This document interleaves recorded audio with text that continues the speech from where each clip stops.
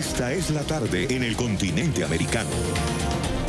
Cuando anochece en Europa y amanece en Asia, así cae la tarde en el continente americano y transcurre la noche y el amanecer en el resto del mundo. La tarde fin de semana.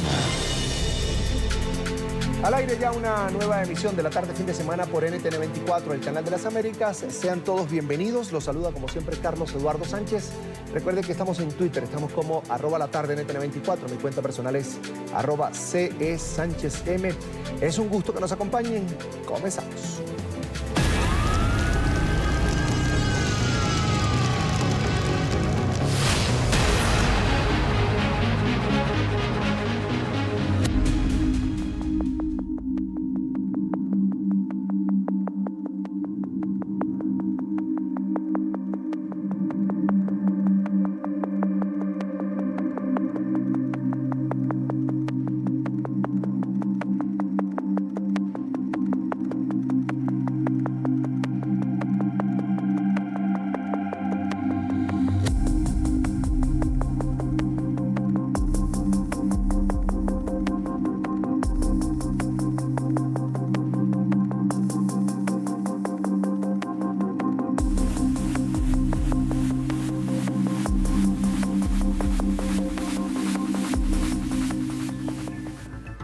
El nuevo coronavirus ha llegado a gran parte del mundo. En total son 286.816 casos confirmados. La cepa ha cobrado la vida de 11.904 personas, 89.899 personas, pacientes, han logrado afortunadamente recuperarse de esta enfermedad. Por ello, los gobiernos han tomado diferentes medidas para controlar el brote, aunque esta semana la Organización Mundial de la Salud solicitó a los gobiernos una cuarentena mundial. Vamos a revisar los países con más contagios en Asia, Europa y también en América. Comenzamos en el continente asiático. En China, país epicentro de la pandemia, se han reportado 81.304 casos. Aunque esta semana han logrado contener el brote y no se han reportado nuevos contagios en los últimos días. Seguimos ahora con Irán, donde se han reportado 20.610 casos. Y por último está Corea del Sur, también en Asia, con 8.799 contagios.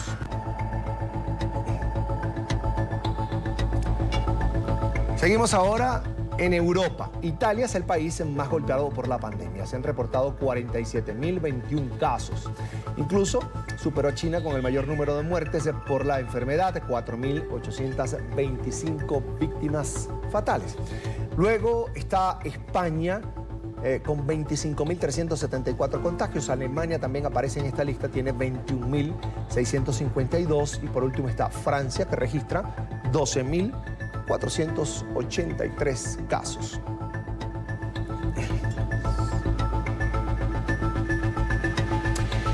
Quiero saludar a esta hora en Milán, Italia, a Michele Panzetti, es asesor trainer de Scuola di Palo Alto Business School. Bienvenido a la tarde fin de semana, una buena noche para usted, gracias por atendernos. Buenas tardes, Carlos. Es un gusto, bienvenido.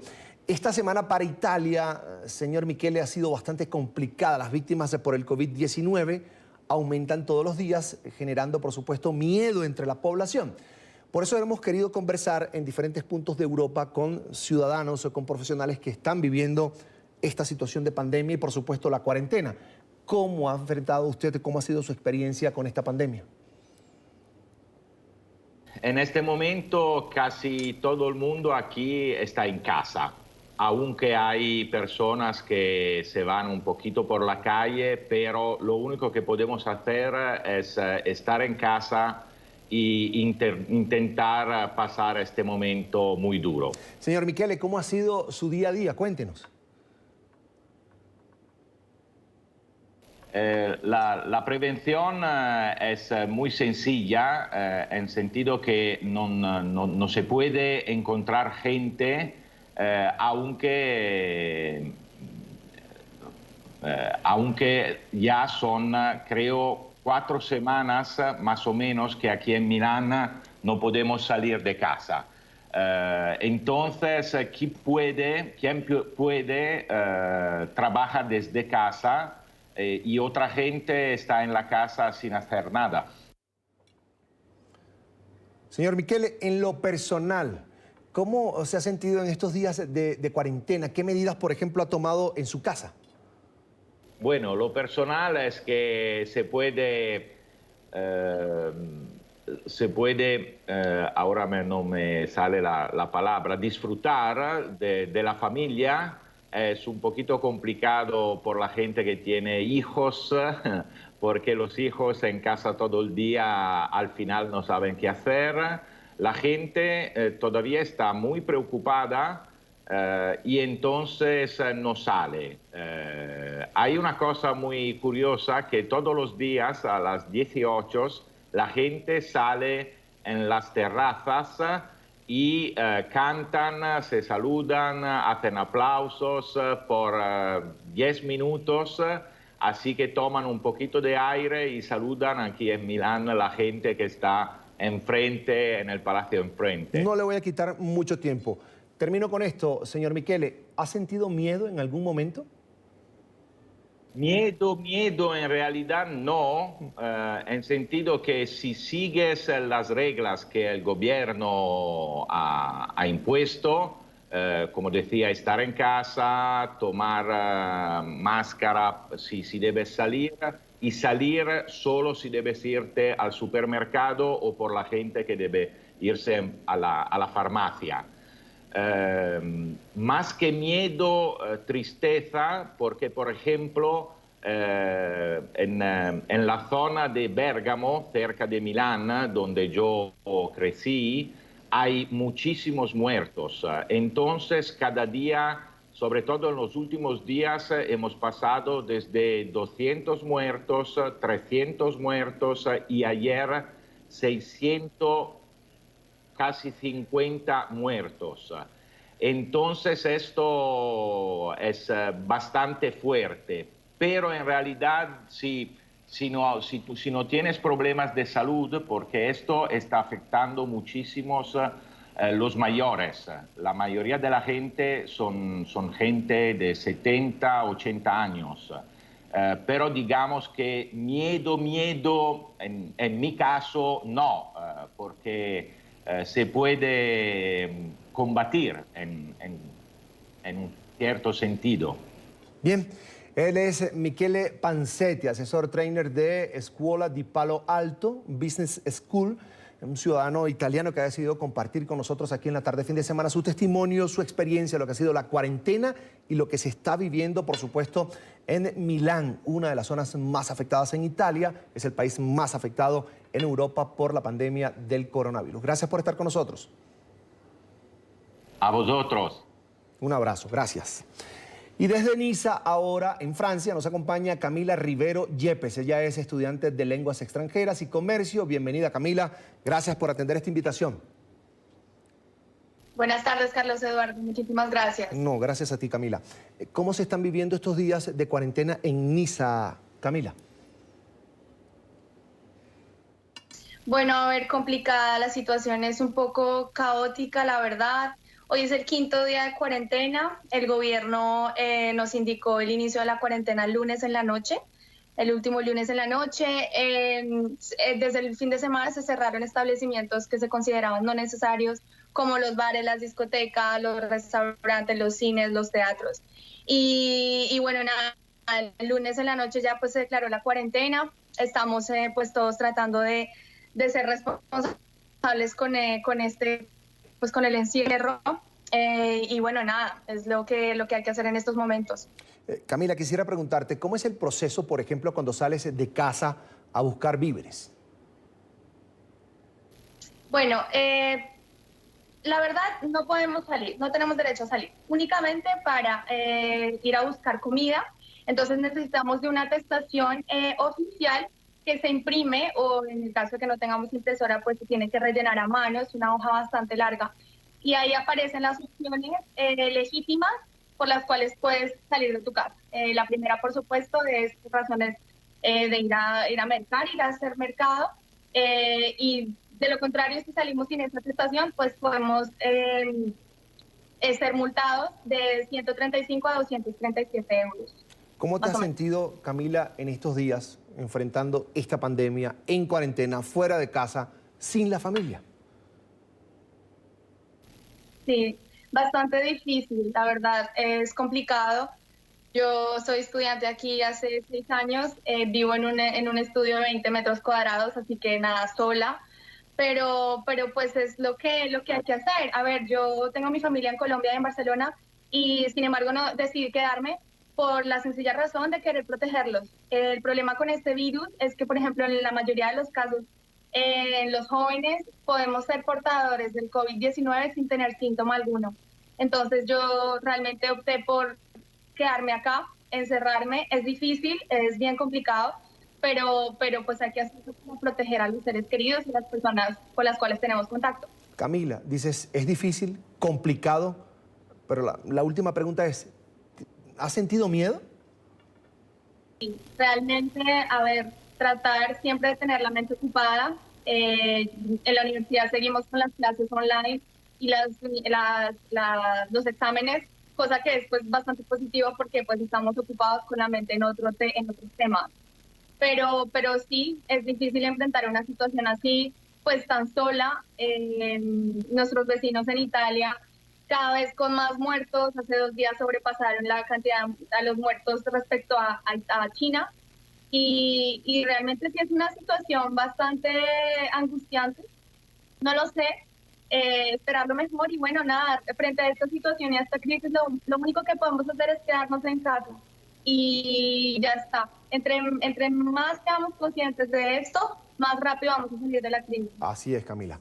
Quiero agradecer a Camila Rivero Yepes, estudiante de Lenguas Extranjeras y Comercio, por estos minutos para la tarde, fin de semana. Por supuesto, su testimonio nos llega desde Niza, en Francia. Gracias, Camila. Muchísimas gracias. Hasta pronto. Ahora quiero saludar a Rafael Díez Fernández, es ciudadano español, está casado con una ciudadana colombiana. Bienvenido, gracias por atendernos. Muchas gracias, Carlos. Seguro he escuchado las entrevistas anteriores. Quiero saber cómo es la situación en España con esta pandemia por el COVID-19. Pues mal, está la cosa pues grave. Ahí poco a poco intentando llegar al pico y a ver qué pasa, pero de momento está grave. En algunos sitios, ¿no? En Madrid está muy complicado. En el resto, quitando Cataluña y el País Vasco, el resto, pues más o menos ahí nos tenemos. Aquí en la ciudad pues hay algo, pero no es muy. Pero en Madrid es muy complicado. Sí, hay mucha preocupación, señor Rafael. Señor Rafael, ¿siente que, por ejemplo, las medidas tomadas por el gobierno fueron insuficientes desde un principio? No, yo creo que no son insuficientes. El problema es que yo creo que fueron un poco tarde. Pero no creo que sean insuficientes. Yo creo que lo que ha hecho es lo que debía hacer. Y con mano dura, ¿no? Hay que meter mucha mano dura porque si no la gente pasa olímpicamente de todo. Yo creo que lo que debía hacer lo hizo, pero en mi opinión quizá un poco tarde. Bien. Ahora, ¿cómo es el día a día en Burgos, en donde usted vive? Pues ahora el día a día nuestro es el día de casi todas las personas, exceptuando pues aquellas que tienen que salir a trabajar, que van pues con muchísimo cuidado y van protegidos y demás. El resto pues en casa y intentar pasarlo lo mejor posible, intentar que pase el tiempo relativamente rápido, lo cual es bastante complicado, pero bueno, pero nosotros lo llevamos bien. Y lo de comprar, bueno, la verdad es que las condiciones para salir que ha impuesto el gobierno son bastante duras, pero yo creo que son necesarias. Y lo único que hay que hacer es tener cuidado, hacer lo que te dicen, hay que lavarse mucho las manos, ir protegido. Cuando vas a comprar, todos los supermercados tienen su gel a la entrada que te obligan a echarte ese gel, a ponerte los guantes, solo se puede entrar de uno en uno y muy poca gente comprando, las colas son largas, pero pues, teniendo en cuenta que tienen que estar entre 1,5 y 2 metros separados, pues entonces, pero es así, que no queda otra. Entonces, se hace un poquito raro, que la gente ni se ve, parece como que están enfadados y todo eso, pero es que tiene que ser así. Y yo creo que esa forma es muy difícil que se contagie la gente, muy complicado. Puede que haya alguno que se contagie, pero yo creo que lo que están haciendo es lo correcto. ¿Algún temor, señor Rafael? Pues hombre, tampoco es que esté temblando todo el día, pero vamos, pero no, miedo, lo que se dice miedo, pues hombre, siempre tienes. Nosotros todos los días por la mañana nos ponemos el termómetro, por la tarde también, y bueno, mientras sigamos así, hay que cuidarse. Lo que tenemos, mientras nos estemos cuidando, no tenemos ningún miedo. Miedo a salir, ¿no? Es más complicado cuando sales, ahí sí que te puede dar un poquito más, pero bueno, pero generalmente no pasa el miedo. No tienes por qué pasar miedo. Rafael. ¿Que puede llegar algo? Pues bueno, pero no pensamos en ello. Así es, con fortaleza, señor Rafael. Rafael Díez Fernández, ciudadano español, gracias por compartir su experiencia sobre esta cuarentena, sobre lo que se está viviendo en España frente a esta pandemia del COVID-19. Gracias por estar con nosotros, un abrazo. Muchas gracias, Carlos. Buenas tardes. Hasta pronto, buena noche para usted. España, hasta la fecha, registra 25.374 contagiados con coronavirus y registra además 1.363 muertes. Los hospitales están saturados y los médicos y enfermeras denuncian falta de material sanitario. El primer caso de COVID-19 en este territorio de Europa tuvo lugar, escuchen, en el día 31 de enero. Un paciente ingresado en La Gomera se habría contagiado tras mantener contacto en Alemania con un infectado por el virus que venía, además, es proveniente de Wuhan, en China. A partir de ahí, el coronavirus creció exponencialmente. Al sexto día, el país ya había reportado o reportaba 500 infectados y 10 fallecidos. El 14 de marzo, el gobierno decretó el estado de alarma, ordenó el confinamiento general e inmediato, limitando la libre circulación de personas o vehículos en todo el país.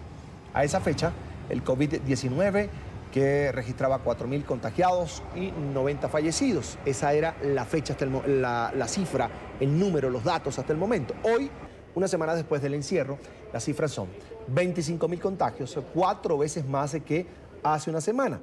1.400 muertes, 10 veces más o 10 casos más que hace una semana.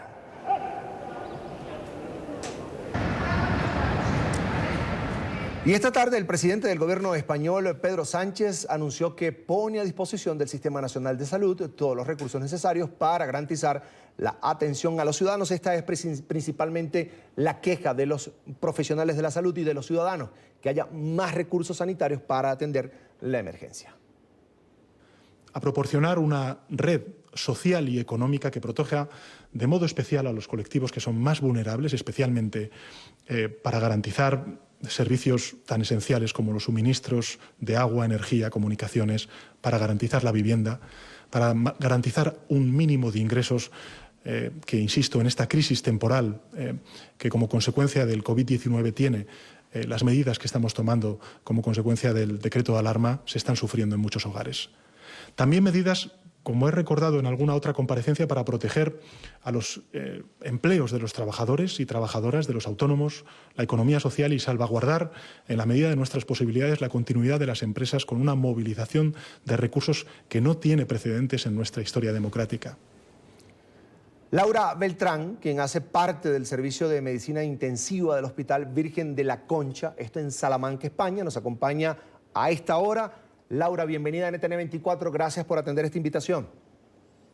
Hola, buenas tardes, Carlos Eduardo, gracias a vosotros. Laura, eres médico intensivista, te ha tocado vivir jornadas extenuantes, me imagino, por el tema del COVID, cómo está afectando el coronavirus al territorio español. Quiero que comencemos por allí. ¿Cuál ha sido tu experiencia? Sí, Carlos Eduardo, vamos a ver, yo soy médico intensivista y digamos que estoy en primera línea de batalla con respecto a los casos más complicados que están afectados por el virus. Voy a contar rápidamente mi experiencia y es que, mira, hace unos pocos meses entre compañeros empezamos a revisar la situación que estaba ocurriendo en China y la verdad es que el comentario común o el sentimiento común de todos era, bueno, esto pasa en China, es allí, aquí no va a tocar, no va a llegar y de repente nos hemos chocado con la realidad y es que tenemos un virus que no entiende de fronteras, que no entiende de países, que no diferencia de clases sociales y que nos está tocando de lleno aquí en Europa y que pronto va a estar acompañando seguramente muchos países en Latinoamérica si no se toman las medidas adecuadas para intentar tener una contención. Así que la verdad que ha sido todo, hay días que nos despertamos y decimos esto es una realidad o no, porque estamos trabajando de manera extenuante por intentar cubrir la atención mayor a la población. Laura, quiero que hablemos del proceso cuando un paciente llega sospechoso a un centro de salud. ¿Cómo es el proceso de atención para hacer el diagnóstico, luego el tratamiento, cómo se evalúa, cómo se atiende ya cuando se confirma que tiene COVID-19?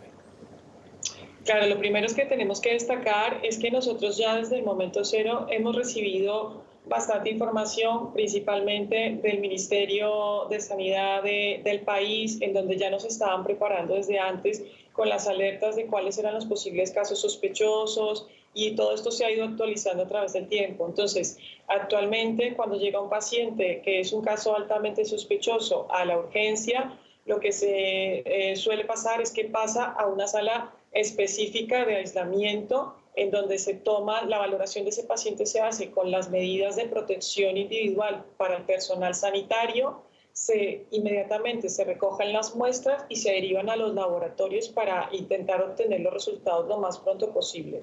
Se determina la necesidad de ingreso hospitalario de ese paciente o también se determina también si ese paciente, siendo positivo, puede estar en casa para hacer un seguimiento ambulatorio. Si el paciente cumple criterios de ingreso hospitalario, se ingresa en las plantas del hospital y dependiendo de la gravedad que tenga o no, somos avisados las unidades de cuidado intensivo para determinar si el paciente requiere medidas de tratamiento intensivo. Entonces, pues es la cantidad de casos que están llegando a la urgencia, que están llamando por teléfono, que están demandando todo el personal de salud. Hay gente que está siendo valorada en casa, hay gente que se le está haciendo las pruebas en casa, pero es verdad que la gente que luego llega al hospital es gente que casi todos están requiriendo ingreso hospitalario por la gravedad de los síntomas que presentan y muchos de ellos tienen que pasar a la planta y luego de la planta o incluso del mismo servicio de urgencias pueden pasar directamente a la UCI si así la gravedad de la enfermedad lo requiere. Laura, según lo que te ha tocado vivir, ¿en cuánto tiempo un paciente puede complicarse? ¿Y cuál sería el nivel de complicación? Es decir, llego con fiebre, tos seca. Después, ¿qué puede pasar conmigo? ¿Qué te ha tocado vivir con eso? Bueno, es que los casos son individuales, pero estamos viendo un patrón y esto ya viene descrito desde los casos que también se presentaron en China y es que las personas que se contagian pueden tener un periodo de incubación, muchos pueden ser asintomáticos, pero los que son asintomáticos desarrollan un cuadro clínico de 4 o 5 días de evolución, de fiebre, de tos y esto puede ir en aumento. También muchos pacientes se presentan con síntomas gastrointestinales inespecíficos, unos tienen diarrea, dolor abdominal, otros no, pero lo importante es que muchos de ellos vienen con una disminución del nivel de oxígeno en sangre bastante importante, con una tolerancia a la falta de oxígeno que también es bastante destacable, pero que luego es lo que hace que necesitemos ingresarlos para que requieran ese soporte de oxígeno. Lo habitual es que si tú consultas a la urgencia por un cuadro de 4 o 5 días de síntomas, en la urgencia con la valoración analítica y la valoración clínica, intentemos determinar el fallo de órgano que puedas tener, si te falta mucho oxígeno o no, y con eso determinar qué soporte médico necesitas, tratamiento específico y puedes pasar a la planta o si vienes muy apurado, seguramente que serás valorado por el equipo de medicina intensiva para determinar que tienes que pasar a la unidad de cuidado intensivo para un tratamiento o un soporte más invasivo como es el respirador. Entonces, con 4 o 5 días de clínica puedes consultar, Si no estás muy mal, pasas a la planta y estando en la planta, si la cosa va bien, seguramente que puedas estar allí ingresado una semana hasta que se te pueda dar el alta, pero si tu sistema deteriora, si empiezas a presentar empeoramiento clínico, vas a ser pasado seguramente a la unidad de cuidado intensivo y esto puede ser, es variable. En pacientes estamos viendo que puede ser en cuestión de horas, en otros pacientes puede ser en 1 o 2 días tras el ingreso.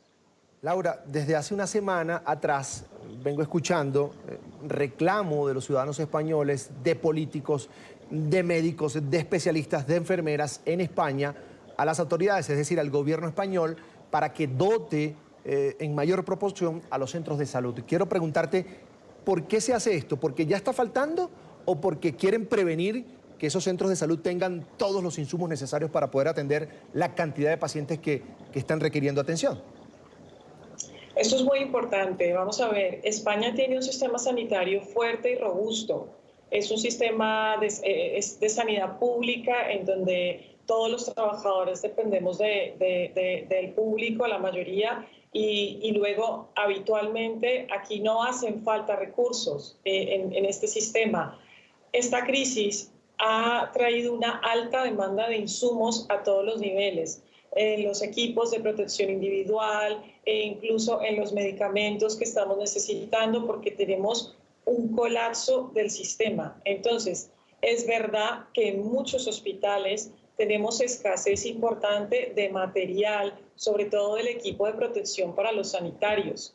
Entonces, hay un reclamo, evidentemente, de varios médicos, enfermeras, de la población en general, para intentar solventar esto, pero es evidente que es una falta de insumo nacional.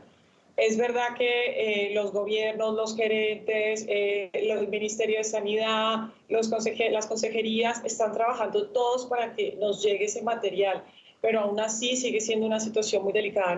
No estamos pidiendo material porque nos esté sobrando y queremos guardarnos un poquito para más adelante. No, es que no hay material. Ahora mismo estamos improvisando muchos equipos de protección individual y también tenemos que destacar que el llamamiento ha sido a la población y hay mucha población, mucha empresa privada que se ha volcado con la sanidad y que nos está intentando dotar de muchísimo material para que podamos trabajar. Y eso habla de la gran responsabilidad civil que tiene que tener la población con esto. En un sistema sanitario débil, en donde van a faltar los recursos, es muy importante que si el gobierno no nos puede garantizar, la población civil, la empresa privada pueda ayudar a los centros de salud, a los hospitales, con lo que tengan para que nosotros verdaderamente podamos prestarle atención con la mayoría de las garantías. Hay que entender que al final nosotros nos estamos jugando nuestra salud para que la población pueda salir adelante. Laura, si yo te hiciera esta pregunta, escúchala bien. ¿Qué porcentajes de pacientes que entran a cuidados intensivos superan el COVID, se recuperan y se van a la casa? ¿Cuál ha sido tu experiencia? Pues mira, yo trabajo en la comunidad de Castilla y León y la verdad es que estamos en contacto continuo con los compañeros de los hospitales de las diferentes ciudades, de las otras provincias y de momento nosotros, hoy estábamos comentando, llevamos ya 2 semanas, los que más llevan 2 semanas y media, sí, con pacientes en la unidad de cuidado intensivo y de momento todavía no tenemos pacientes que estén recibiendo el alta. Estamos intentando progresar con los tratamientos, pero lo que se prevé son ingresos medianamente prolongados. Pueden ser 14 días, puede ser 21 días, porque las neumonías están siendo bastante agresivas. Yo no he podido dar de alta de mi unidad a ningún paciente y varios de mis compañeros es el mismo sentimiento. Estamos trabajando con los primeros ingresos fuertemente para tratar de sacarlos adelante, pero es verdad que esto va despacio. Y eso es algo que nos preocupa, porque la ocupación de la unidad cada vez es mayor. Entonces, es verdad que también hay pacientes que ya han empezado a fallecer y es porque a pesar de todos los esfuerzos que hacemos por sacarlos adelante, no están respondiendo al tratamiento. No te puedo dar una cifra concreta de los pacientes que fallecen en la UCI porque los datos que se publican son de los pacientes que fallecen en nivel general por el virus. Así que es un poco viviendo sobre la marcha. Tenemos la esperanza que en las 2 siguientes semanas tenemos que empezar a dar altas de la UCI. Es la esperanza que tenemos los intensivistas ahora mismo. Así va a ser, Laura. Laura, a quien ven en pantalla, es una de las heroínas que en este momento en España está combatiendo el COVID, que ha golpeado muy duro esta pandemia, por supuesto, a Europa, a Italia y también a España. Laura Beltrán es médico intensivista y está trabajando en el Hospital Virgen de la Concha en Salamanca, España. Laura, gracias por compartir con nosotros en NTN24. Te felicito por lo que haces, por supuesto, y síguelo haciendo así, que todo salga bien. Si seguimos las normas, las recomendaciones, como tú dices, el mundo va a superar esta pandemia. Gracias, Laura, por estar con nosotros. Sí, Carlos Eduardo, gracias a ustedes por esta entrevista y de verdad que quisiera que me regalaras 30 segundos. ¿Cómo no? Adelante. Porque quiero transmitir un mensaje que es muy importante para todos los países de Latinoamérica y es que por favor no hagan caso omiso a las recomendaciones. Esto es un problema importante, no quiero crear una alarma, pero para eso estamos, para contarnos las cosas. Nosotros hemos recibido mucha información de Italia en España y hemos creado muchísimos planes de contingencia y es muy importante que haya un apoyo del gobierno nacional, de los gerentes de los hospitales, de los presidentes de las comunidades, de las partes gubernamental, para que se garantice la provisión de material para la protección del personal de salud, pero también necesitamos hacer un llamamiento muy importante a la sociedad para que haya una responsabilidad civil. No están siendo afectados solamente pacientes mayores de edad. Yo estoy ingresando en la unidad de cuidado intensivo pacientes de 40, de 50 años, de 60 años, con gran afectación por el virus. Quitados de la cabeza la idea de que realmente solamente van a fallecer o van a estar afectados personas inmunosuprimidas. No es así. Esto está afectando a un gran grueso de la población. Y si no tenemos responsabilidad civil, si no hay medidas de contención claras, va a ser bastante más grave la situación de la mortalidad.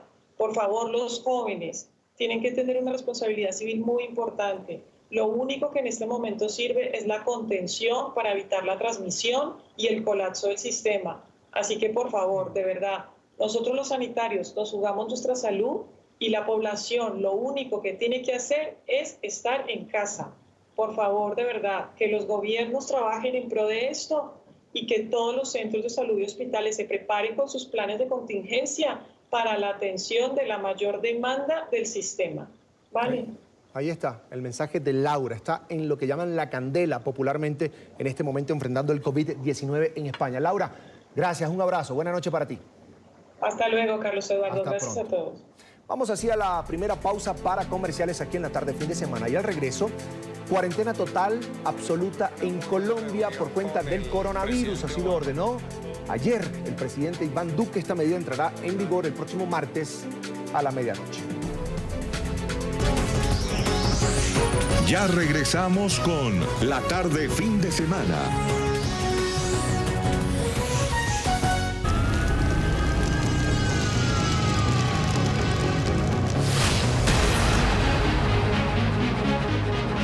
Revisamos a esta hora el impacto del COVID-19 en América. El país con más contagios es Estados Unidos, donde se han reportado 19.624 casos. Canadá reporta 1.085, Brasil 1.000, Chile 537, país donde incluso hoy, esta tarde, ya reportaron la primera muerte por el virus. Ecuador tiene 506 casos, Perú 318, México 203, Panamá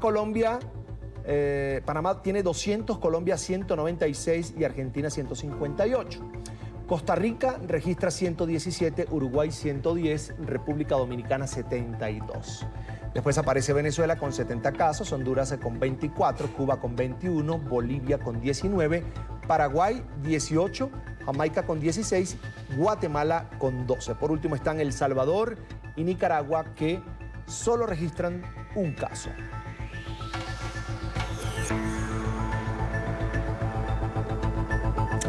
El presidente de Colombia, Iván Duque, declaró cuarentena total obligatoria ante el aumento de los casos de COVID-19. La medida comenzará a regir a la medianoche del próximo martes. La decisión se tomó tras analizar, junto con su equipo de gobierno, la curva de crecimiento de los infectados con coronavirus, que este sábado llegaron a 196. Saludamos a esta hora a nuestro periodista NTN 24 en Colombia, Nicolai Abril. Nicolai está en las calles de la capital de Bogotá y tiene el reporte a esta hora. Nicolai, buena tarde. Carlos, ¿qué tal? Muy buenas tardes. Serán 19 días, por lo menos inicialmente, de cuarentena obligatoria en Colombia, según lo anunciado anoche muy tarde por el presidente Iván Duque. ¿Qué servicios son los que van a estar permitidos? Pues actividades que el gobierno considera esenciales. ¿Cuáles son estas? Servicios médicos, acceso a alimentos y medicamentos, así como también las tareas de seguridad. Esto ha dicho el presidente Iván Duque en las últimas horas, sobre las que él ha denominado medidas drásticas pero urgentes para evitar la expansión del coronavirus. En desarrollo del estado de emergencia, aplicaremos un aislamiento preventivo obligatorio para todos los colombianos desde el próximo martes 24 de marzo a las 23:59 horas hasta el lunes 13 de abril a las 0 horas. Esta decisión no suspende ni de ninguna manera altera los simulacros de aislamiento preventivo que se encuentran en curso. Con el equipo científico y técnico del Ministerio de Salud, del Instituto Nacional de Salud, de la Superintendencia de Salud y de la mano con expertos llenos de patriotismo, hemos analizado las tendencias epidemiológicas que potencialmente enfrenta Colombia en las próximas semanas con relación al coronavirus. Estas declaraciones del presidente de Colombia, Iván Duque, llegan días después de que autoridades locales, es decir, gobernadores y alcaldes, anunciara cada uno en sus respectivos territorios medidas muy similares, toques de queda o aislamientos obligatorios. Justamente nos encontramos en Bogotá, donde se desarrolla el segundo día de simulacro de aislamiento. Estamos en las inmediaciones del estadio Nemesio Camacho, El Campín, para monitorear desde el aire con nuestro dron cómo se cumple este segundo día de restricciones. Vamos a ver, solamente están circulando los autobuses del sistema de transporte público masivo de la ciudad Transmilenio. Vemos algunos taxis, hace algunos minutos cruzaban también ambulancias y también, asimismo, transporte de carga y de alimentos. Anoche, en su último balance, la alcaldesa Claudia López confirmaba que el 85% de la ciudad está cumpliendo con esta medida y no abandonó la población, mientras que el 15% salió de Bogotá. Fueron 224 los sancionados, 200 personas que no tuvieron cómo justificar que habían abandonado sus hogares y 24 los negocios que abrieron sus puertas pese a no estar autorizados. Las imágenes notoriamente de desolación, como lo estamos viendo, monitoreando a través de nuestro dron, una avenida muy concurrida, la avenida NQS en Bogotá, que habitualmente los sábados a esta hora está llena de automóviles. Los dejamos con estas imágenes. Desde Bogotá, Nicolai Abril para NTN 24. Muy buenas tardes. Nico, una feliz tarde. Gracias por ese reporte. Está en las calles de la capital colombiana, Bogotá, que ya tiene una medida de cuarentena preventiva. Es un simulacro, culmina el día lunes a la medianoche y ya el día martes a la medianoche inicia la cuarentena absoluta ordenada en este caso por el gobierno nacional. En esta parte nos acompaña Fernando de la Hoz. Restrepo es médico, epidemiólogo, director del Departamento de Salud Pública de la Universidad Nacional de Colombia y está en pantalla. Doctor, bienvenido, buena tarde. Buenas tardes, Carlos Eduardo. ¿Qué tal? Es un gusto, doctor. Para que nuestra audiencia en Colombia entienda el alcance de esta restricción que ha impuesto el gobierno nacional, quería preguntarle precisamente eso. Esta medida de aislamiento obligatoria, ¿qué le va a permitir a las autoridades y cómo va a impactar en el crecimiento o en el avance del COVID-19 en Colombia? Bueno, esta medida va a permitir disminuir la intensidad de la transmisión del COVID-19 entre la población. Se espera que esta medida retrase de manera importante la aparición de los casos de esta pandemia y que de esta manera no se colapsen los servicios de salud, los hospitales, las unidades de cuidados intensivos, los hospitales puedan seguir funcionando y atendiendo al número de pacientes que se vayan presentando. Es decir, la medida pretende que la carga de enfermedad por este virus pandémico pueda ser tratada por los hospitales. Doctor, ¿se tomó a tiempo esta medida? ¿Hay tiempo según el comportamiento del virus en Colombia? Yo creo que sí, los datos muestran que hasta ahora los casos que se han detectado por la vigilancia son todos casos importados o sus contactos en Colombia, pero siguen siendo muchos más los casos que vienen de otros países. Entonces, no se ha detectado hasta el momento casos severos por COVID que hayan sido, digamos, infectados en Colombia. Por tanto, creo que es muy oportuna esta medida. Ok, hay una carga allí de prevención por parte del gobierno, según la explicación que usted me da, y es no colapsar, evitar el colapso del sistema de salud o el sistema de atención de salud en Colombia. ¿Usted cree que hay ese riesgo, tal y como funcionan el tema de las EPS en Colombia, los hospitales públicos?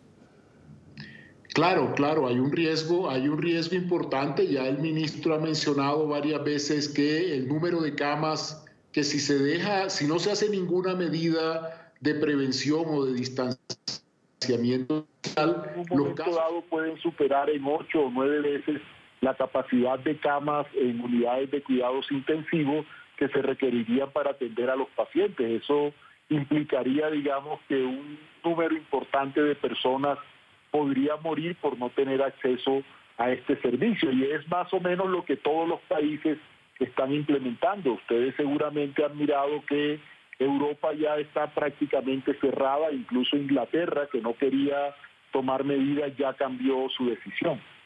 Doctor, he escuchado en los últimos días de esta semana, que ya va a culminar, una queja de los colombianos, y es que cuando las personas que han sido sometidas a la prueba para COVID-19 reciben los resultados muy tarde. ¿Qué está pasando? ¿Qué información maneja usted? Bueno, realmente, digamos, lo importante allí es que las personas que han sido detectadas por los sistemas de salud como posiblemente infectadas por el COVID, se les sugiere o se les pide que se mantengan en aislamiento, ¿sí?, mientras sale el resultado de la prueba. Es decir, de todas maneras, estas personas, salgan positivas o negativas, no van a estar, digamos, diseminando el virus en la calle o algo así. Entonces, el momento en que reciben el resultado de la prueba, en realidad no es tan importante. Lo importante es que desde el momento en que son detectados, ellos estén en una situación de aislamiento o de cuarentena. Doctor, hay gente que dice, ¿para qué quiero un gel antibacterial o un jabón antibacterial si esto es un virus? Necesito es alcohol. ¿Cuál es su análisis, cuál es su apreciación y su explicación de este punto, de esta duda que hay en redes sociales, en cadenas de WhatsApp, es decir, que hay en este momento entre los ciudadanos en América Latina? Bueno, el gel se llama antibacterial, pero tiene la capacidad de disolver la membrana del virus. Es decir, de todas maneras, la membrana que recubre el virus es una membrana de grasa que es disuelta por los jabones, sean antibacteriales o no. Y lo mismo también es eliminado por el alcohol. Digamos que cualquiera de las dos medidas es buena, siendo preferible el lavado con jabón, porque además el agua pues arrastra otros gérmenes, otras bacterias y otros virus. Ahora, el gobierno, las autoridades en Colombia han habilitado, doctor, por ejemplo, líneas para que la gente pueda reportar síntomas o casos sospechosos. Hoy precisamente estaba el ministro, ahora al mediodía creo, anunciando que se acababa de cambiar la directriz sobre la comunicación de los casos, que todas las inquietudes deben ser dirigidas hacia las EPS. Son las EPS las que deben en primer lugar tomar la decisión de tomar las muestras. Es decir, las EPS son las empresas promotoras de salud, que son las empresas de aseguramiento. En el caso de que las personas no estén aseguradas, entonces deben dirigirse o deben llamar a la Secretaría de Salud del área donde viven. Bien, es el doctor Fernando de la Hoz Restrepo, es médico epidemiólogo. Le agradezco mucho que haya compartido estos minutos con nosotros aquí en NTN 24. Recordemos que Colombia entera, todo el país, a partir del próximo martes a la medianoche, entra en cuarentena total. Doctor, gracias por compartir con nosotros. Con mucho gusto, Carlos Eduardo. A toda la audiencia, saludos. Hasta la próxima. Hasta la próxima. Sí. Y mientras tanto, en México son varias las críticas al gobierno de Andrés Manuel López Obrador por no tomar las medidas adecuadas para contener el brote del COVID-19. En el país se han reportado 203 casos y la gente continúa saliendo de sus casas, por lo que aún no se ha declarado la cuarentena. Según el gobierno, obligar a un confinamiento afectaría, ha dicho el gobierno, a los pobres y tendría además un impacto psicológico en la sociedad. También critican a AMLO por seguir realizando sus giras, allí lo ven en pantalla, durante los fines de semana, en las que comparte con multitudes. Precisamente para hablar de este tema quiero saludar a Andrés Ataide, ese presidente del PAN, partido de oposición en Ciudad de México, la capital de México. Bienvenido, buena tarde, bienvenido a NTN 24. ¿Qué tal? Muy buena tarde, Carlos Eduardo, saludándote aquí desde México y en efecto preocupados por todo lo que está pasando aquí en nuestro país. Esa preocupación va mucho más allá del tema político, porque es que de alguna manera uno cree que el presidente Andrés Manuel López Obrador, cuando dice ninguna pandemia va a venir a impedir o a paralizar mi plan de lucha contra la corrupción, uno dice, ¿en qué está pensando el presidente de México? Lamentablemente lo que dices es verdad. Estamos viendo de manera diaria, permanente, frecuente un presidente que no entiende la magnitud del problema, que lamentablemente sigue diciendo y haciendo cosas que justamente no van en el sentido o en la dirección correcta, y por eso muchas organizaciones, empresarios, sociedad civil organizada está adelantándose a la toma de decisiones, extremando precauciones, porque tristemente por parte del gobierno no vemos rumbo, no vemos dirección, y esto se agrava mucho más con muchas otras crisis que de por sí ya tenía el gobierno de Andrés Manuel López Obrador, como es el de la economía, como es el de la inseguridad, y ahora estamos viendo además un entorno internacional que por el virus y que además por ciertas circunstancias económicas se están complicando bastante, no solamente la situación del gobierno, sino quizá más importante lo que viven las empresas y las familias. ¿Qué medidas, por ejemplo, se han tomado a nivel de autoridades de salud en Ciudad de México, la capital? Pues lamentablemente también tenemos un gobierno en la Ciudad de México, en la capital del país, que está totalmente alineado al gobierno federal.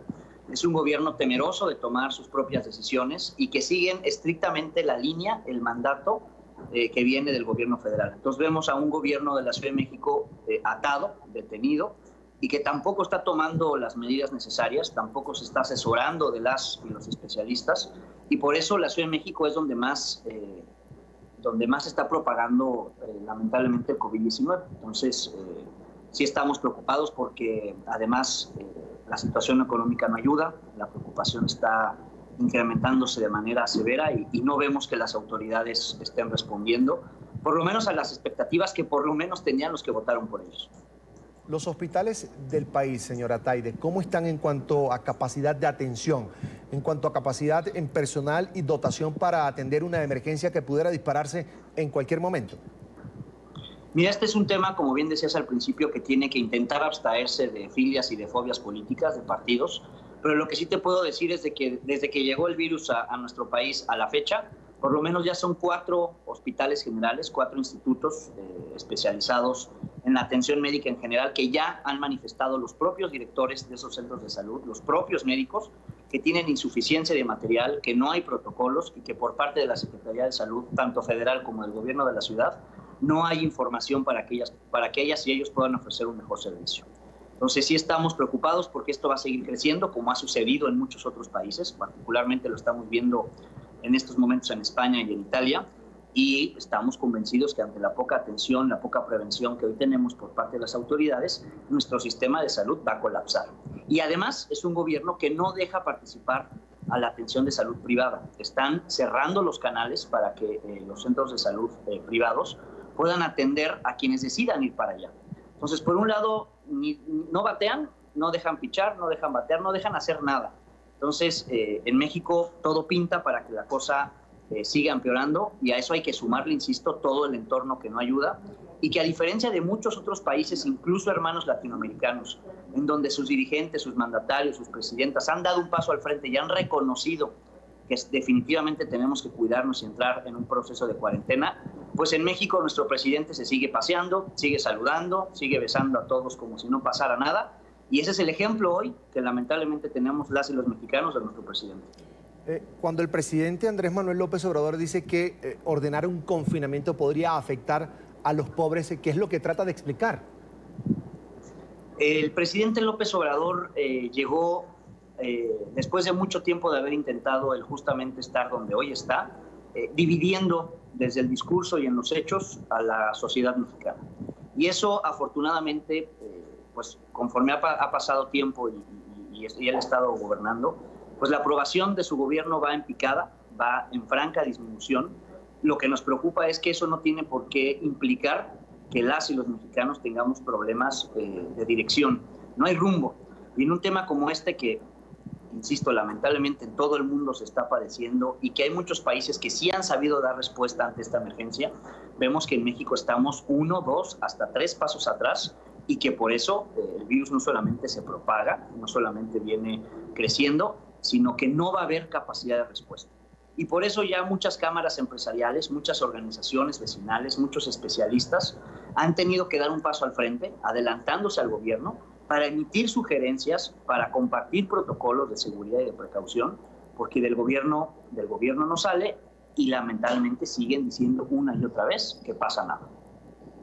Bien, quiero agradecer a Andrés Ataide, es el presidente del PAN en Ciudad de México, por compartir estos minutos con nosotros en NTN 24. Señor Ataide, muchísimas gracias. Al contrario, un fuerte abrazo, Carlos Eduardo, y a todas y a todos los que nos escucharon. Hasta pronto. Vamos hacia la segunda pausa para comerciales aquí en la tarde, fin de semana. Y al volver, en Venezuela ya son 70 los casos de coronavirus debidamente confirmados. Tenemos eso y más en minutos aquí en la tarde, fin de semana. Ya regresamos con La Tarde Fin de Semana.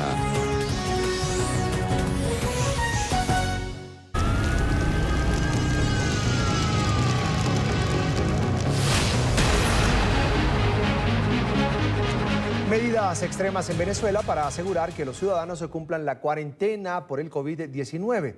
El uso, por ejemplo, del tapabocas es obligatorio. Además, las principales vías de la capital, las principales vías de Caracas, fueron cerradas. Luis Laya nos preparó el siguiente informe. Hola, buenas tardes. En Venezuela continúa la cuarentena. Puntos de control de los cuerpos de seguridad, como el que ustedes ven a mis espaldas, se han desplegado por toda la ciudad. Hay un cierre total. Solamente se permite que estén en las calles quienes vayan a comprar alimentos, medicinas o incluso vayan a ir al médico. Todos los demás deben estar en sus casas. Además, se ha hecho obligatorio el uso del tapabocas. Quienes han salido a la calle nos indican que han podido ver estos despliegues. Este es el panorama en las principales vías de Caracas. Los pocos carros que están en las calles son desviados. No hay paso por la ciudad a menos que vaya a comprar comida o medicinas. Es una medida que se debe tomar, ya que para la población venezolana es un riesgo ahorita todo lo que se está viviendo, y tenemos que tomar como ejemplo la grande potencia, ¿no? Ellos, en el caso de Italia, actuaron tarde y desafortunadamente los números se incrementaron de casos de contagio de coronavirus, y eso es lo que justamente queremos evitar en Venezuela. Hay poca gente, o sea, en comparación con un lunes normal, ¿no? Todo el mundo con tapabocas, no sé qué tan efectivo sea, pero... Los funcionarios policiales han puesto alcabalas por toda Caracas. Intentan evitar que las personas estén en la calle sin necesidad. Solo hay casos excepcionales. Está todo muerto, o sea, yo sí rodé a San Bernardino a llevar a mi esposa al trabajo y no hay nadie, no hay gente rodando. Y bueno, todo está cerrado en línea general. Ante esta cuarentena se han aplicado salvoconductos para trabajadores de áreas prioritarias como alimentos, salud, seguridad, medios de comunicación, entre otros. Y la mayoría de las personas que permanecen en la calle compran alimentos o medicinas. Ni siquiera se puede estar en las plazas públicas. Mira, enlatados y carne, un poco de carne y pollo para congelar. Tengo algo en la casa, pero bueno, previniendo 2 o 3 semanas, ¿no? Hasta ahí... más uno no puede prevenir. Y exhortándolos a aquel que no tenga que estar fuera de su vivienda, que por favor no esté. Salgan, compren los insumos necesarios y regresen a sus viviendas. Otra de las funciones de estos retenes policiales es exigir el uso del tapaboca, el cual es obligatorio para quienes salen a la calle en Venezuela. Ya que, bueno, según los expertos dicen que este es un virus que tiene un peso molecular muy alto y por lo tanto el tapabocas sí puede ser efectivo a nivel de contagio de los ciudadanos. Entonces, También este viernes se ha iniciado en Venezuela un plan de desinfección. Las ballenas que en años anteriores se han utilizado para reprimir manifestaciones, hoy esparcen un líquido desinfectante por las calles del país. Así lo anunciaban autoridades del régimen de Nicolás Maduro. Este plan buscaría no solamente dar salubridad, sino también evitar que las personas estén en la calle. Desde Caracas, Venezuela, para la tarde de NTN 24, Luis Alejandro Layo. Por su parte, Jorge Rodríguez, quien es el ministro de Comunicación e Información del régimen de Nicolás Maduro, anunció que hasta la fecha se han registrado 70 casos confirmados de personas contagiadas con COVID-19 en Venezuela. En este momento debemos declarar de manera muy responsable que en Venezuela hay 70 casos debidamente diagnosticados de COVID-19. Todos en tratamiento, todos en aislamiento, todos los contactos aislados, todos los contactos atendidos. Casos críticos, tenemos 2 casos críticos. Ambos casos críticos fueron de los primeros que fueron diagnosticados y ambos están hospitalizados en centros privados, en centros clínicos privados en la ciudad de Caracas y el estado Miranda. Carlos Prosperi, médico del Hospital Vargas de Caracas y miembro además del Comité de Conflicto de Caracas, nos acompaña a esta hora, ahí está en pantalla. Bienvenido a la tarde fin de semana de NTN 24. Bueno, gracias por la invitación a NTN 24, a todos los oyentes y al programa de Carlos Eduardo Sánchez. Bienvenido, doctor. Pese a la medida de cuarentena que fue decretada en días recientes en Venezuela, Nicolás Maduro anunciaba ayer que hubo una fiesta en Los Roques y que la mayoría de los asistentes a este evento dieron positivo a la prueba de COVID-19. Doctor, y usted me permite, uno se pregunta, ¿qué tan en serio se está tomando el régimen de Venezuela la amenaza del coronavirus? Bueno, es una triste realidad lo que estamos viendo nosotros en Venezuela. Aquí hay un deterioro de los centros de salud, donde hay un déficit aproximadamente del 90% de insumos. Llámese material médico-quirúrgico, material de prevención, antibióticos, antihipertensivos, hipoglicemiantes de cualquier tipo, y no se le está garantizando el desayuno, el almuerzo y la cena que anteriormente se le daba al paciente hospitalizado. Y no solamente cualquier desayuno, almuerzo y cena, sino adecuado a la patología con la que ingresó el paciente. Eso es una triste realidad lo que mencionaban ellos ayer, porque ellos decían que un médico aquí o un trabajador de la salud no puede decir que el paciente tiene signos y síntomas probables de coronavirus, sino que ellos directamente van al centro de salud, hacen una prueba, no tenemos el resultado de la prueba de forma inmediata, el paciente se va a su casa con medida de aislamiento en cuarentena y no está completamente claro el diagnóstico. Aquí ellos han dado cifras oficiales de 42 pacientes, pero hay un monitoreo de los diferentes hospitales y de diferentes ONG que están haciéndole seguimiento a todos y cada uno de los centros de salud, con énfasis a los centros pilotos. Y dicen que aproximadamente no son 42 personas las que tienen coronavirus, sino 65. Entonces, este tipo de paciente que llegó de Los Roques, que de paso muchos adeptos al señor Nicolás Maduro, gente que, como lo llamamos nosotros en Venezuela, enchufados, que de una forma u otra tuvieron en su oportunidad, en su debido momento, la adquisición de una gran cantidad de dinero, entonces se van a disfrutar hacia Los Roques y algunos con probable ya contagio de coronavirus, pero no lo han dicho con claridad. Entonces, a nosotros nos preocupa esa situación porque no son solamente 42. Sabemos que hay cifras oficiales, pero no cifras reales. Y aquí hay que hablar con claridad. Nosotros no estamos completamente preparados para enfrentar este tipo de virus en el país. Esta tarde, doctor, el ministro de Comunicación de Maduro, Jorge Rodríguez, anunciaba que son 70 los casos confirmados de COVID en Venezuela. Me acabo de corregir porque no sabía que él se había pronunciado. El último pronunciamiento que dijo era 42. Ahora dice que son 70. Entonces vemos que el incremento es acelerado, que en otros países se diagnosticaban 5 o 6 por semana, 10 por semana. Aquí vemos con un incremento acelerado. Sin embargo, sigo haciendo hincapié y nosotros, los que trabajamos en el sector salud en el país, sabemos que esas son cifras oficiales, pero no cifras reales. A nosotros nos preocupa. ¿Por qué razón? Porque nosotros hacemos monitoreo en los hospitales y es en lo que yo hago hincapié. Aquí se le está tomando muestra a pacientes sospechosos, aquellos que presentan la sintomatología de un posible contagio por coronavirus o por COVID-19, sin embargo no se le está entregando en el momento oportuno el resultado. Este tipo de pacientes se está enviando a su casa con medidas preventivas como lo es la cuarentena, sin embargo, no se le está entregando el resultado en el momento oportuno. Aquellos que se le está entregando el resultado en el momento oportuno son las cifras que ellos manejan. Entonces nosotros queremos que se hable con mucha más claridad, porque hay cifras oficiales pero no reales. Nosotros en el día de ayer decíamos que hasta ayer ellos hablan de 42. Nosotros con un sondeo que hacíamos por los hospitales y con diferentes ONG hablábamos de que extraoficialmente eran 65. Bueno, hoy el ministro de Comunicación sale y dice que son 70. Entonces no se está hablando con claridad. Nosotros queremos es cifras reales, no cifras oficiales, sino cifras reales, que se hable con claridad. Nosotros sabemos que esta cifra puede seguir ascendiendo en los próximos días, pero que se tome con claridad y que se le dé respuesta a esa prueba de laboratorio que se toma de forma oportuna.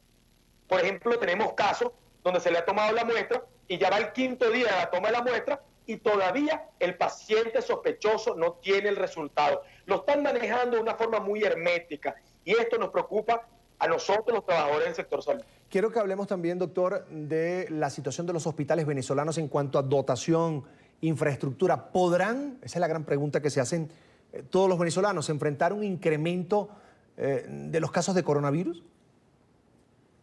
Bueno, mira, nosotros lo hemos dicho en reiteradas oportunidades, los que representamos a los gremios, a los sindicatos, los que realmente trabajamos y laboramos en los centros de salud, no aquellos que hace bastante rato nos los visitan, porque para nadie es un secreto que nosotros en Venezuela tenemos un ministro de salud que es el número 20 en 20 años, casi que se han paseado por el Ministerio de Salud 20 ministros por año, o sea, 20 años, 20 ministros de salud, y ninguno le ha dado respuesta contundente y clara a lo que es el sector salud. No solamente desde el punto de vista de las reivindicaciones salariales, sino el abandono de los centros de salud. Aquí se abandonó en los centros de salud.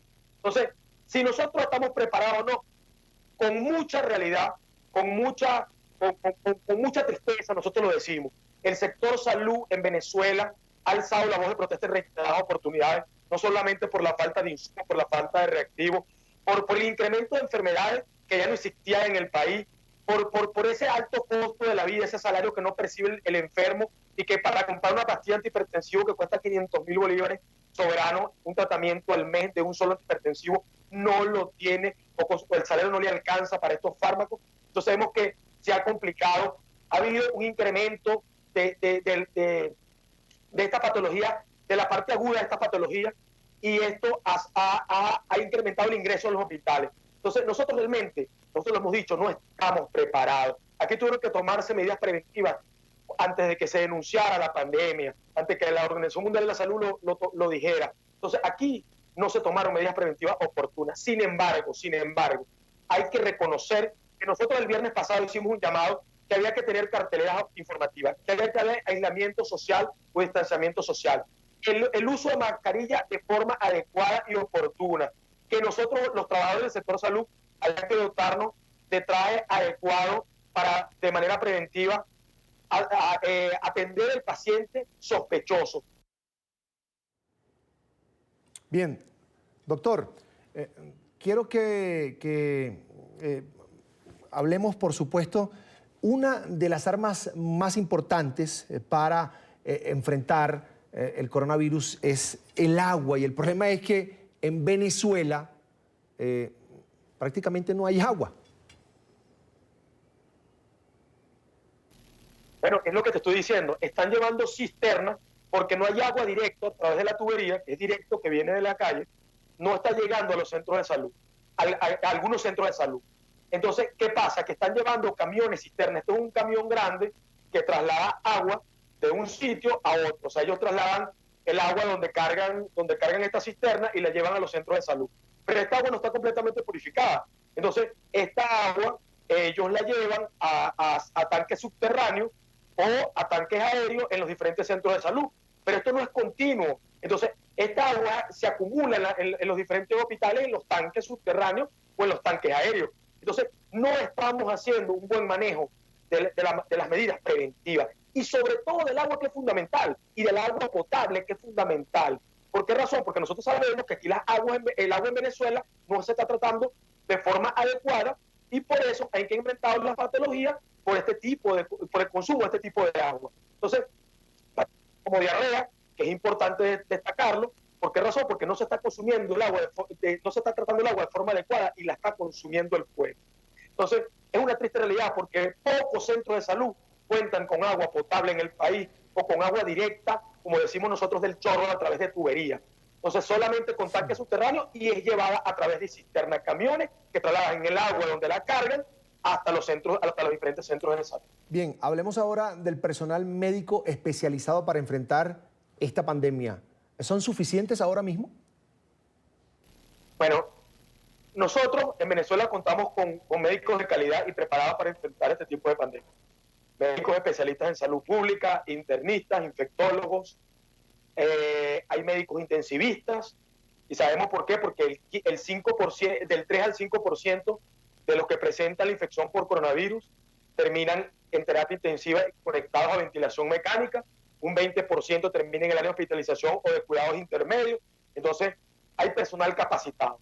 Solo que el señor Nicolás Maduro, el señor ministro Carlos Alvarado, no se ha querido sentar con este personal capacitado en el país. Ellos han tomado medidas a su antojo, con lo que ellos conocen. Dice que han traído personal de Cuba, que han traído personal de China que le está colaborando en esto, pero sin embargo no han tomado en cuenta a las diferentes sociedades, a las que pertenecen a las redes sociales científicas, como por ejemplo la Sociedad Venezolana de Infectología, el Instituto de Higiene, la Sociedad Venezolana de Medicina Interna, la Sociedad Venezolana de Pediatría, la Sociedad Venezolana de Medicina Crítica. Entonces, esto no se ha tomado en cuenta en el país. Ellos se han sentado en... Tú has visto que los voceros, nosotros hasta ahora no conocemos el primer vocero por parte del señor Nicolás Maduro y de su ministro Carlos Alvarado, médico, que hable de cómo son los casos, de qué se está haciendo con los casos, de cómo es el manejo de todos y cada uno de los casos, de qué ha pasado con los casos reales y no los casos oficiales netamente, que son los que ellos dicen. Entonces, ellos han manejado solamente desde el punto de vista político esta enfermedad. Doctor, sabemos que los adultos mayores, los abuelos, son los más vulnerables frente al COVID-19. ¿Qué medidas se han tomado, por ejemplo, en los ancianatos? Bueno, hasta ahora los ancianatos no se han tocado en ningún momento por parte del señor Nicolás Maduro y el ministro Carlos Alvarado. No solamente los adultos mayores son vulnerables. Aquí tenemos un estado de desnutrición elevado. Aquí el venezolano, no solamente de los niños, las embarazadas y los adultos mayores, sino la población de forma general. Aquí hay pobreza extrema. Aquí las personas no están adquiriendo los alimentos o nutrientes adecuados. Eso es una realidad que se vive en el país. Aquí a través de la bolsa CLAD se le ha intentado dar un tipo de beneficio aquel de clase baja, al de clase media. Sin embargo, este beneficio no cumple con los requerimientos nutricionales adecuados para garantizar una alimentación adecuada en nuestro pueblo. Entonces, aquí en Venezuela, el pueblo de forma general no se está alimentando de forma adecuada. Entonces, existe un alto riesgo no solamente de los ancianos, sino de los niños que están en estado de nutrición. Aquí hay mujeres embarazadas que están desnutridas. Aquí hay un pueblo de forma general que está en pobreza extrema, que no está consumiendo los alimentos simplemente porque su salario y su sueldo, el que perciben, no les alcanza. ¿Quién con 350.000 bolívares soberanos al mes se puede alimentar en el país? Entonces, es una triste realidad lo que nosotros vivimos. Aquí nos preocupa el trabajador del sector salud. Nuestros compañeros que laboramos, nosotros y nuestros compañeros que laboramos en el sector salud de forma general, son pacientes de alto riesgo para coronavirus. ¿Y por qué razón? Porque este tipo de paciente no tiene las medidas preventivas adecuadas. Y estas medidas se las tiene que garantizar el Estado. El Estado no lo está haciendo del todo. Ellos han tomado medidas preventivas, han hecho carteleras informativas que están en todos los hospitales, han tratado de llevar algún tipo de insumo preventivo. Sin embargo, este insumo se está rehusando, como son las batas, los guantes, los tapabocas y los gorros, y no es lo adecuado. Finalicemos, doctor, con su recomendación, por ejemplo, a la población venezolana que padece de problemas respiratorios, sobre todo en estos tiempos de pandemia de coronavirus. Bueno, yo le recomiendo a este tipo de población que nosotros estamos tomando medidas desde un grupo de médicos, que vamos a dar nuestros números de teléfono para que llamen al médico y le consulten, antes de acudir a cualquier centro de salud que le consulte, que este paciente no se quede sin el tratamiento. que si tiene y necesita su tratamiento, que vaya. Si nosotros lo tenemos en los centros de salud públicos, se le otorgarán. Si no lo tenemos en los centros públicos, que hagan un sacrificio y que envíen a algún familiar con medidas preventivas a una farmacia para que adquieran su medicamento y que no les falle, que cumplan a diario con su medicamento. Pero eso sí, que también cumplan con las medidas de aislamiento y distanciamiento social. ¿Por qué razón? Porque con esto evitamos el contagio y la propagación del virus.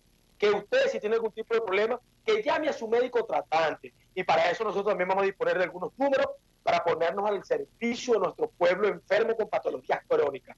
¿Para qué? Para que antes de manera desesperada acudir a un centro de salud, que nos llamen, que llamen a los médicos, que nos llamen a nosotros, que nosotros estamos dispuestos, porque para eso nos formaron a los médicos, para brindar esa atención en los centros de salud, para garantizarle la vida, para sanar y aliviar el sufrimiento de nuestro pueblo enfermo en Venezuela. Que nosotros estamos dispuestos a garantizar este tipo de atención, sea por una llamada o sea personalmente. ¿Por qué razón? Porque sabemos que el paciente con enfermedades crónicas se desespera, que si le sube la presión arterial, que si le incrementan las cifras de glicemia, que si tiene algún tipo de sintomatología, que primero nos consulten a nosotros, que nosotros, para eso estamos nosotros. Y si no, si ve que no tiene cómo adquirir el medicamento y se complica, que acuda a los centros de salud con las medidas preventivas necesarias, un tapabocas, y que al llegar al centro de salud se le explicará, se le tratará. Nosotros no vamos a dejar solo a nuestro pueblo enfermo, que lo sepan los venezolanos, que nosotros seguiremos haciendo lo que nos gusta, para lo que nos formaron, no solamente usar el estetoscopio del conocimiento, usar una batica y aplicar ese conocimiento, sino hacer un buen examen físico y atender a nuestro pueblo enfermo. En pantalla, Carlos Prosperi, médico del Hospital Vargas de Caracas, además miembro del Comité de Conflicto de Caracas, a quien le agradecemos por estos minutos hoy aquí en la tarde fin de semana. Doctor, gracias. Gracias a ustedes, gracias a NTN24, gracias a todos los que nos escuchan. Nosotros, gracias a Carlos Eduardo Sánchez, nosotros seguiremos luchando desde nuestro centro de salud por garantizarle una atención de calidad a todos y cada uno de nuestros pacientes en el país, por encima de cualquier color político, porque nosotros representamos al sector salud. Quiero decir para finalizar que ya no estoy en el Hospital Vargas, gracias a que por hacer denuncias en defensa del derecho a la salud y la vida en mi país, me sacaron del Hospital Vargas. Sin embargo, estoy trabajando de forma gratuita en diferentes hospitales, estoy ayudando, ya no en el Hospital Vargas, mi hospital querido, a quien adoro inmensamente, donde tuve la oportunidad de hacer un posgrado, fui presidente de la Sociedad de Médicos Internos y Residentes. Sin embargo, represento a Médicos Unidos de Caracas, pero seguiré en los hospitales, seguiré ayudando de forma oportuna, porque a mí nadie me saca de la salud pública de mi país. Por encima de lo que diga el señor Nicolás Maduro y el ministro Carlos Alvarado número 20, que de paso su ineficiencia no es culpa de los trabajadores del sector salud. Ellos son unos ineficientes porque no han querido darle respuesta. Han mentido durante 20 años, no han querido darle respuesta al pueblo enfermo, pero nosotros, Médicos Unidos, los FETRASalud, Sindicato de Hospitales y Clínicas, el Colegio de Bioanálisis y los diferentes gremios, seguiremos acudiendo a nuestro centro de salud a colaborar en lo posible para que se garantice esa atención de calidad. Gracias, doctor. Ya nada sorprende, por supuesto, de las decisiones que se toman en Venezuela, sobre todo con respecto al sector salud. Hacemos una nueva pausa para comerciales y al volver con sus consultas virtuales en Venezuela, salva vidas en medio de la cuarentena por el COVID-19.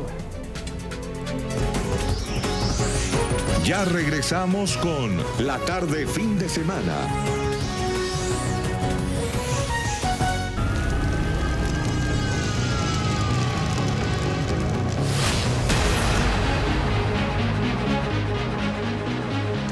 A través de la campaña numeral Quédate en tu casa, médicos venezolanos ofrecen consultas virtuales ante la pandemia del coronavirus. Se trata de consultas en línea para atender casos no graves que ayuden a descongestionar las salas de emergencia en los hospitales y contribuir así además a que las personas se queden en sus casas. La comunidad médica trata que los pacientes aclaren sus dudas y reciban además orientación de manera virtual, convirtiendo así las redes sociales en una herramienta verdaderamente útil para todos.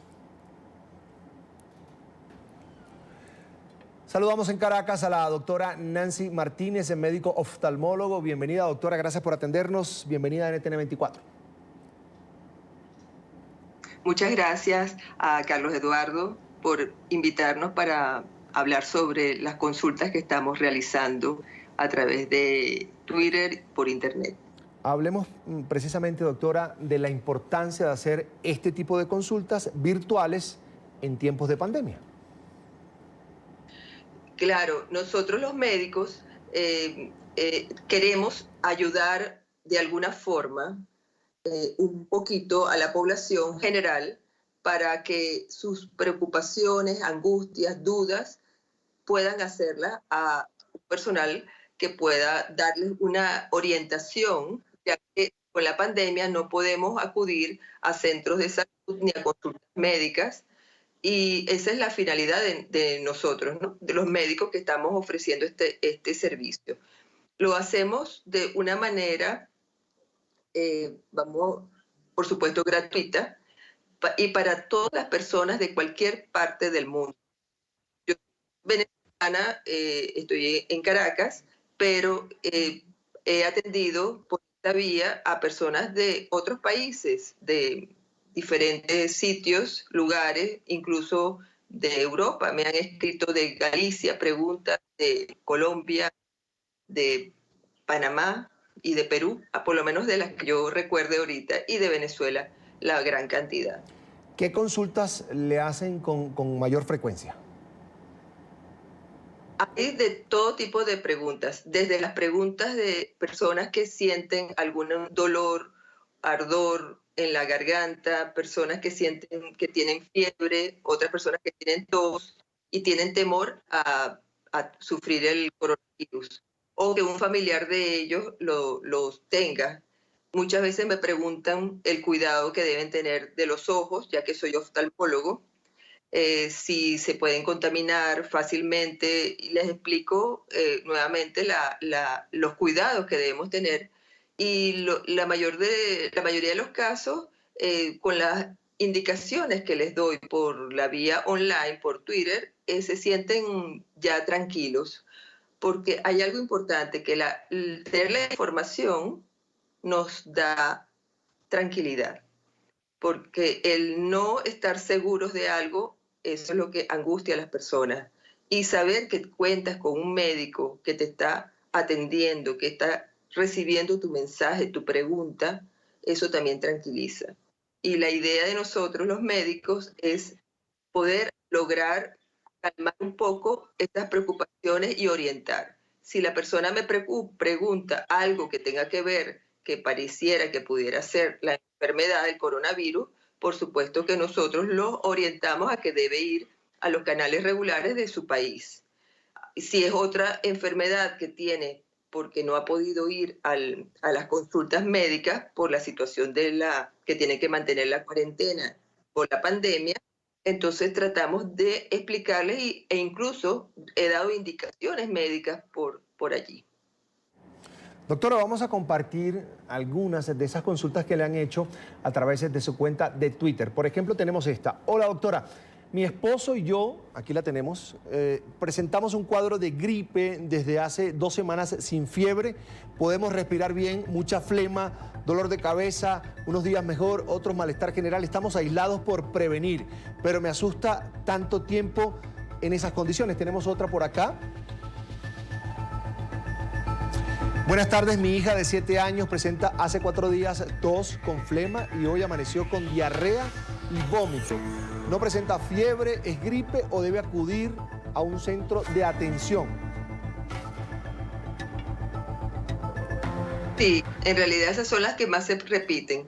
Y por supuesto nosotros como médicos tenemos el deber de volver a repetir o explicar que es importante que se mantengan con el tratamiento en casa y si necesitan acudir a algún sitio antes deben llamar por teléfono para no contaminar, no contagiar si tuvieran la enfermedad, al menos que tuvieran complicación, pero siempre por vía telefónica se le puede resolver.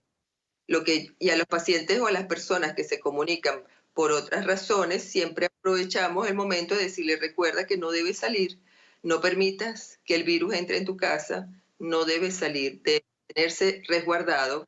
Si todos tenemos en la casa, en la cuarentena, el virus va a seguir propagándose. Eso es lo más importante, cuidarse y mantener el distanciamiento que llamamos social.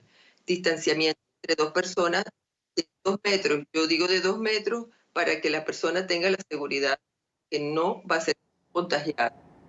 Y acá. Eso es lo que yo más recomiendo a todos. Hay pacientes, por ejemplo, doctora, que acuden a emergencias sin que lo amerite.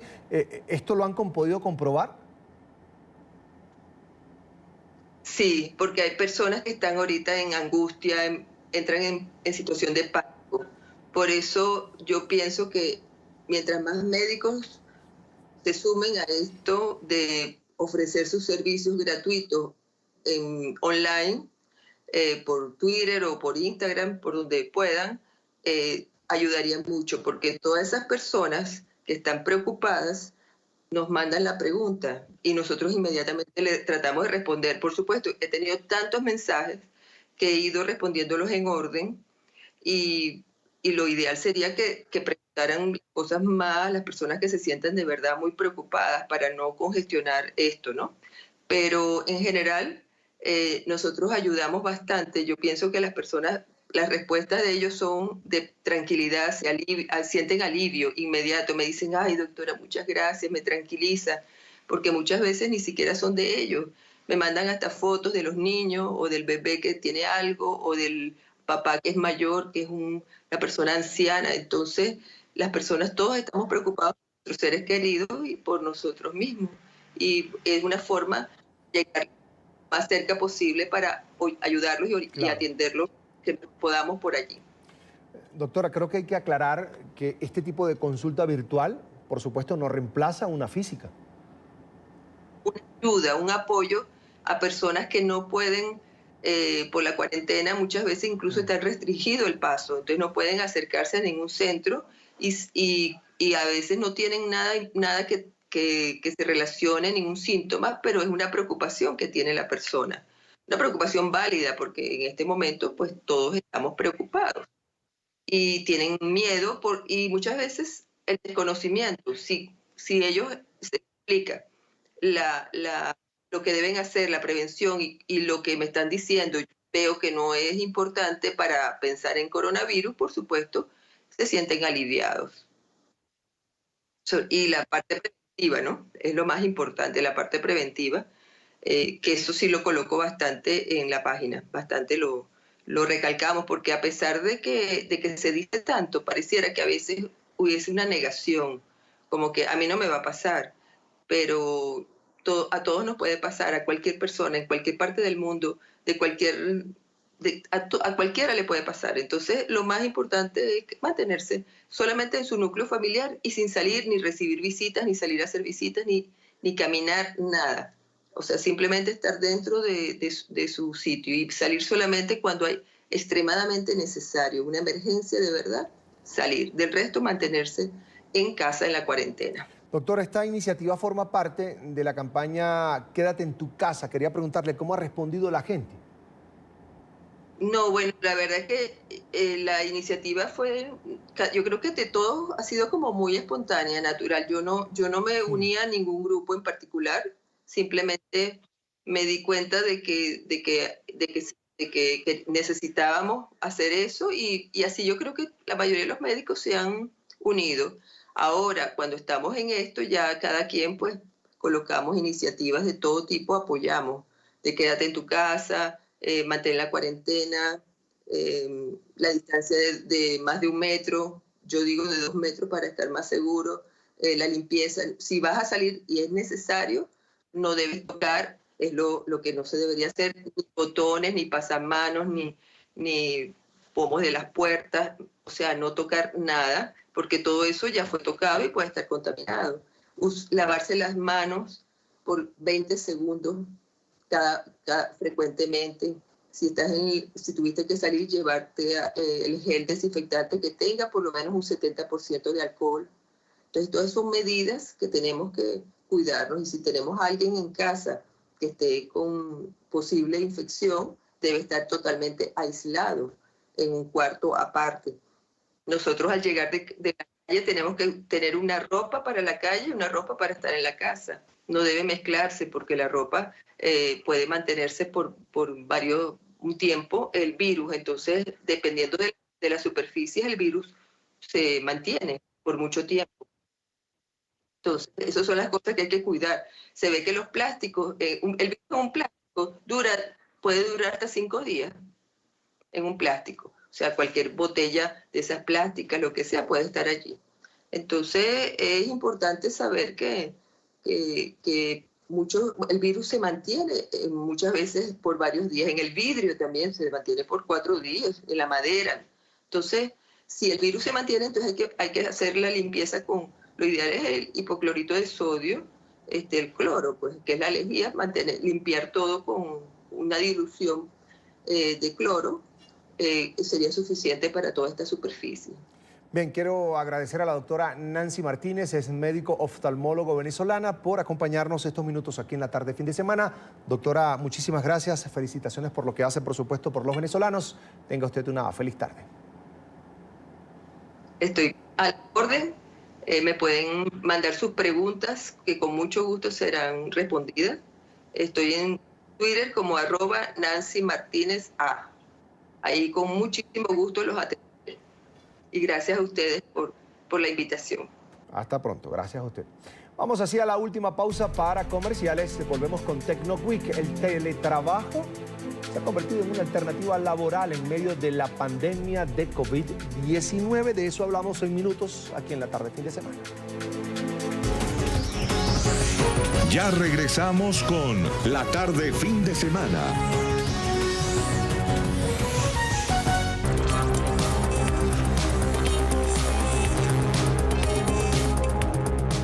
Luego de que la Organización Mundial de la Salud declarara el brote de coronavirus como pandemia, varias empresas han optado por el teletrabajo como medida de prevención.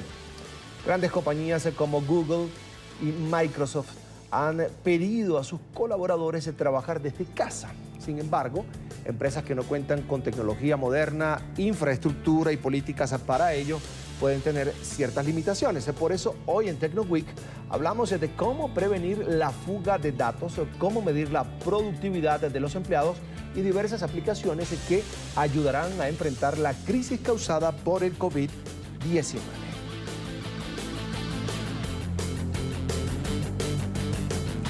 Quiero saludar a esta hora a Alexander Ramírez, gerente general de Frontech ESET Colombia. Bienvenido, gracias por atendernos.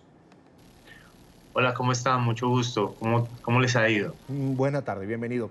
¿Cuáles son los principales requisitos para las empresas y también para colaboradores para poder realizar el teletrabajo? Bueno, Carlos Eduardo, muchas gracias por la invitación. Hay varios requisitos. Uno de los principales que deberían establecer las empresas es realmente tener definida una política de teletrabajo. Si bien es cierto, hay diferentes industrias y hoy en día todo esto, esta situación nueva que está conllevando a que las empresas adopten estas nuevas medidas, los principales requisitos es realmente establecer cuáles son como los objetivos, cuáles van a ser las herramientas que van a necesitar los teletrabajadores para poder realmente llevar a cabo bien sus funciones. Entonces, esto depende mucho de la organización y de saber cómo podemos aprovisionar las herramientas necesarias para que la gente pueda hacer muy bien su trabajo en casa. Ahora, ¿qué medidas deben tomar, por ejemplo, las empresas para evitar la filtración de información sensible?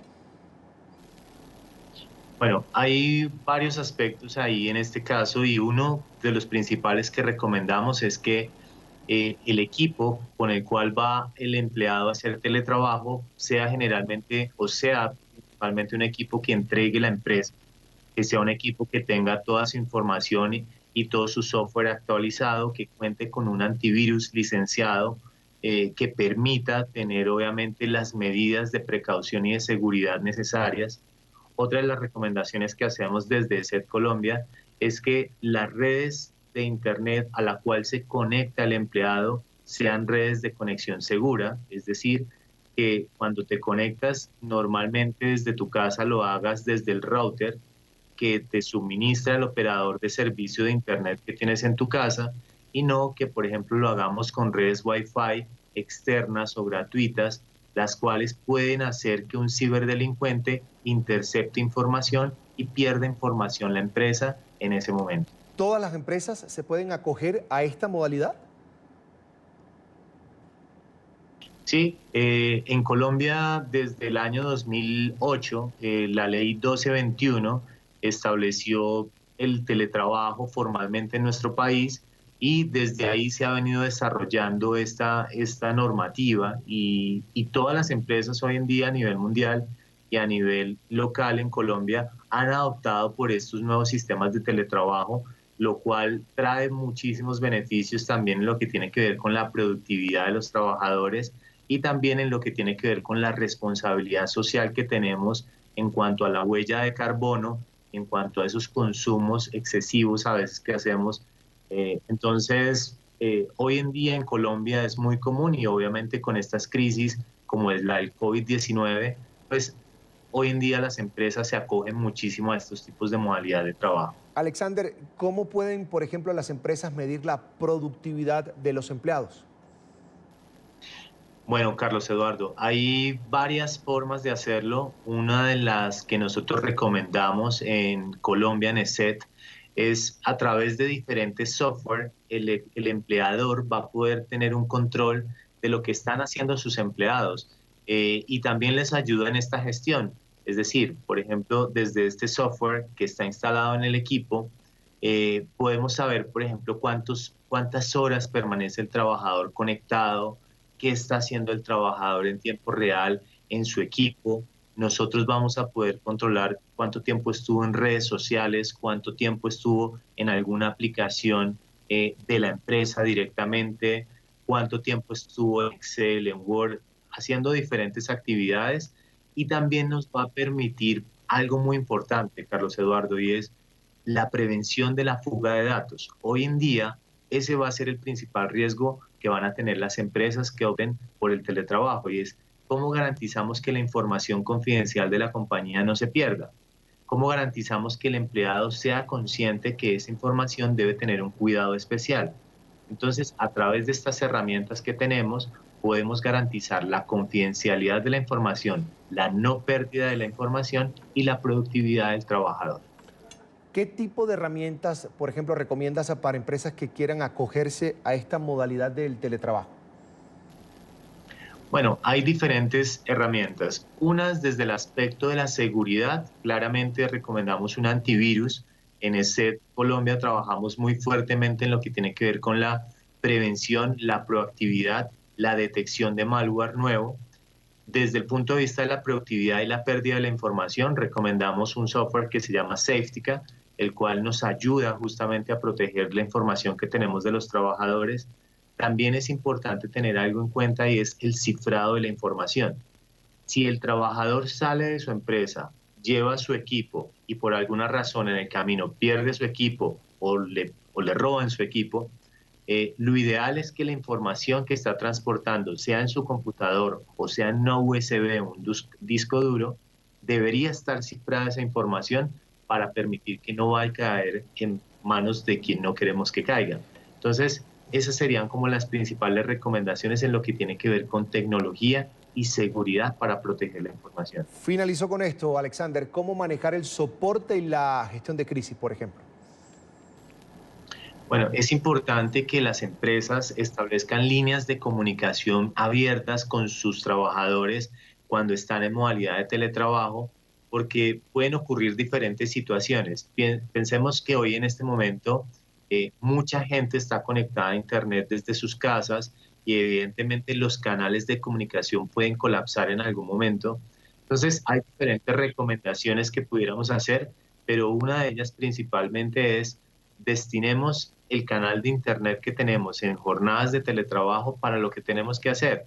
Cuidemos el tema de bajar información o de cargar información vía correo o descargar información streaming, lo cual va a congestionar los canales de comunicación, y que los empleados tengan forma de cómo comunicarse con su área de soporte o tecnología de su organización, sea a través de herramientas colaborativas. Hoy en día hay diferentes herramientas colaborativas para hacer videollamadas o para hacer llamadas telefónicas, a través de WhatsApp, que establezcan cómo pueden comunicarse para pedir soporte a sus áreas de IT y que puedan seguir trabajando sin ningún problema desde sus casas.